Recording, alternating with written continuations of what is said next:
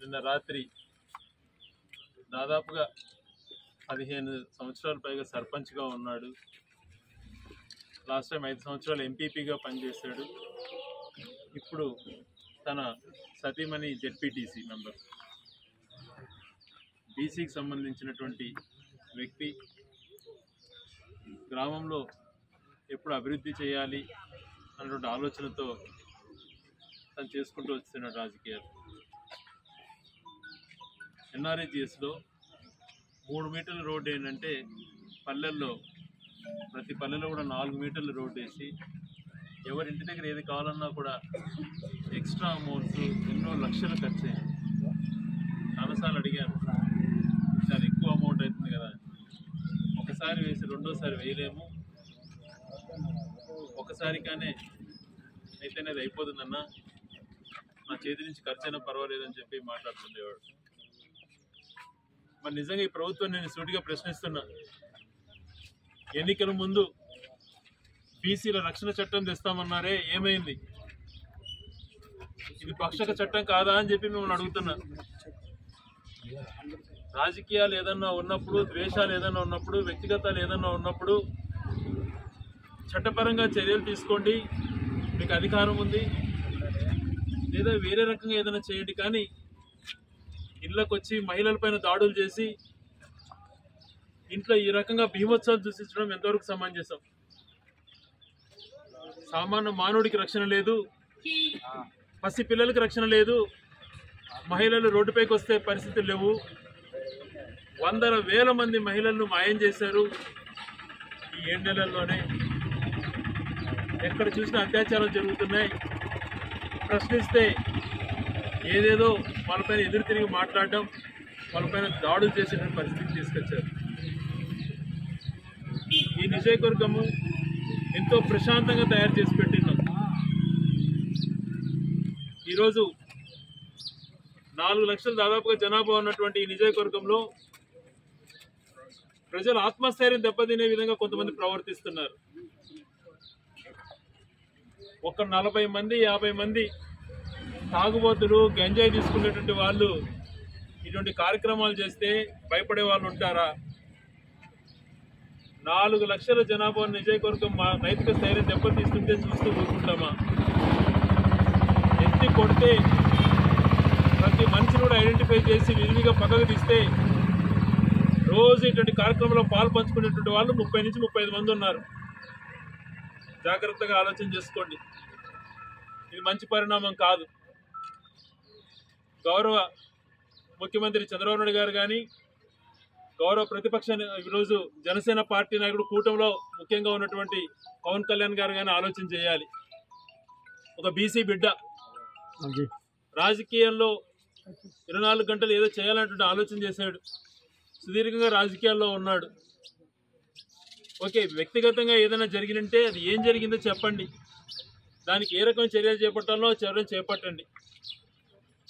ఈ రకంగా ఇళ్లలో దూరి పర్సనల్ వస్తువులు, కుట్టు మిషన్లు, టీవీలు, అద్దాలు మొత్తం ఇల్లంతా ధ్వంసం చేసి 80 సంవత్సరాలు ఉన్నటువంటి వీళ్ళ తల్లిగారి పైన దాడి చేసి ఆమెను నెట్టేసి, ఇంట్లో వాళ్ళ సతీమణి పైన దాడి చేసి కోడల్ని కొట్టి ఇంత చేయాలన్న ఆడవాళ్ళ పైన జోలికి పోవాలన్నా సిగ్గుందా మీకు? దీంతో నైతిక స్థైర్యం దెబ్బతీస్తాం అనుకుంటున్నారా? మీ వల్ల అవుతుందా? కోడలు గర్భవతి అట, ఆమె పైన దాడి. ఇటువంటి రాజకీయాలు టెంపరీగా మీకు ఏదో అనిపించచ్చేమో, కానీ మీకు కడుపు నింపుకోవడానికి టెంపరీగా కావాలనో, లేకపోతే మీకు రోజు తాగడానికి మద్యం వస్తుందనో, లేకపోతే సాయంత్రం పూట మీరు గంజాయి సేవించాలనో వాళ్ళతో కూడబడినట్టు పనులు చేస్తున్నారు మీరు. సిగ్గుమాలిన చర్యలు. గట్టిగా ఎదుర్కొంటాం. గౌరవ ఎస్పీ గారితో నిన్న రాత్రి మాట్లాడాను, ఇప్పుడు ఉదయం మాట్లాడాను. జరిగిన గత విషయాలు ఏదన్నా ఉంటే అవి బయట పెట్టండి. ఇప్పుడు ఎవరైతే ఈ దాడికి పాల్పడ్డారో వాళ్ళని ఐడెంటిఫై చేసి వెంటనే కస్టడీకి తీసుకోండి అని చెప్పి కోరుతున్నాం. జరగని దాడిని జరిగినట్టుగా చేసి గాలివీల్లో MD1 నానా రభస సృష్టించారే, ప్రత్యేక విమానంలో వచ్చారే పవన్ కళ్యాణ్ గారు. మరి ఈరోజు సుదీర్ఘంగా రాజకీయాల్లో ఉన్నటువంటి ఒక బీసీ బిడ్డ కోసం మాట్లాడరా? మీరు నోరు తెరవరా? ఇదే మీరు బీసీల రక్షణ చట్టం తెస్తా అన్నటువంటిది? ఇదే మీ ఆలోచన? మాకు సేవ చేయడం తత్వంతో ఉన్నటువంటి వ్యక్తులం. ఎవడో చేసే తాటాక చప్పులకు, అస్తవ్యస్తమైన మాటలకు ఒక ఇంచు కూడా కదలం. రాటు తేల్తాం, తోడుగా ఉంటాం. ఇట్లాంటి పోలీసులు తమ చర్య పరిధిలో ఏదైతే డ్యూటీ చేయాలో వాళ్ళు చేయకపోతే ఇంకా మేము కూడా ఆలోచన చేయాల్సి వస్తుంది. ఇప్పటికైనా కోరుతున్న పోలీస్ అధికారులు, మీకు అన్ని వ్యవస్థలు ఉన్నాయి. మారుమూల అటవీ ప్రాంతాలలో ఎక్కడైనా చేసినా కూడా గంటల వ్యవధిలో అరెస్ట్ చేసేటువంటి యంత్రాంగం ఉంది. పోలీస్ వ్యవస్థ అట్లా ఉంది కాబట్టి ప్రజలు సేఫ్గా ఉంటామని భావిస్తున్నారు. ఇటువంటి పరిస్థితులలో ముక్కుముడిగా వాహనాల్లో వచ్చి లిటరల్గా దాడులు చేసి మంకీ క్యాపులు లాగేసుకొని ఇష్టానుసారం మహిళలను కొట్టి ఇటువంటి వాళ్ళను మీరు అరెస్ట్ చేయకపోతే ముందు ప్రజల నైతిక స్థైర్యం కాదు, పోలీసుల నైతిక స్థైర్యం దెబ్బతింటుంది. మళ్ళీ అరెస్ట్ చేయకపోతే